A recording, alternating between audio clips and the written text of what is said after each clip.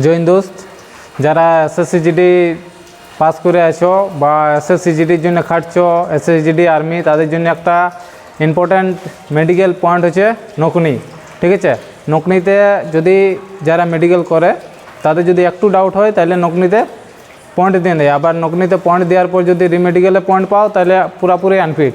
তো যাদের হালকা মেডিকেল প্রবলেম আছে নকনির দিকে, তো তার জন্য আমি একটা বিরাট টেকনিক বলছি। ঠিক আছে, দেখো আমারও নকনি আছে, এই দেখো দেখো, আর স্কেল দিয়ে পার করে।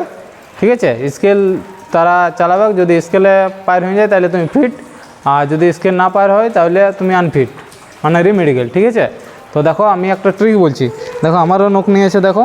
ঠিক আছে, আমি দেখো এভাবেই দাঁড়িয়ে আছি, তাও কীভাবে আমার পাগুলা গ্যাপ হচ্ছে এই জায়গাটা দেখো। ঠিক আছে, দেখো হাই দেখো গ্যাপ, ফিট, আর দেখো আনফিট।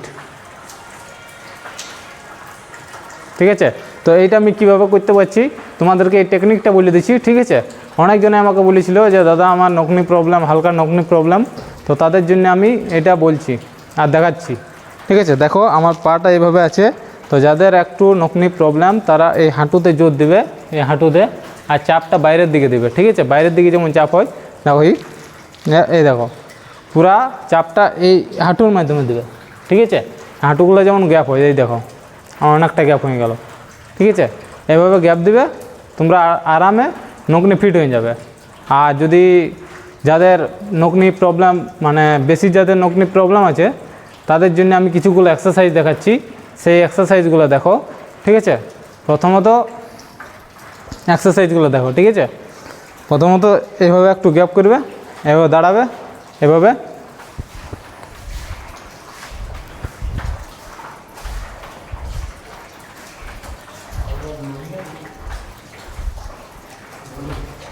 এটা সকালে বিকালে 20টা করে মারো।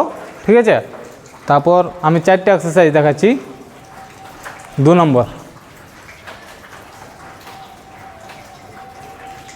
আপ হবে, ডাউন হবে, আপ হবে, ডাউন হবে, আপ হবে, ডাউন হবে, 20টা করে, এটা 20টা, এইবারে 20টা বার এও করো 20টা। ঠিক আছে, 20টা করে সেট করো। আরেকটা দেখাচ্ছি আমি, এমনি পুরা গ্যাপ করবে, এমনি গ্যাপ করে,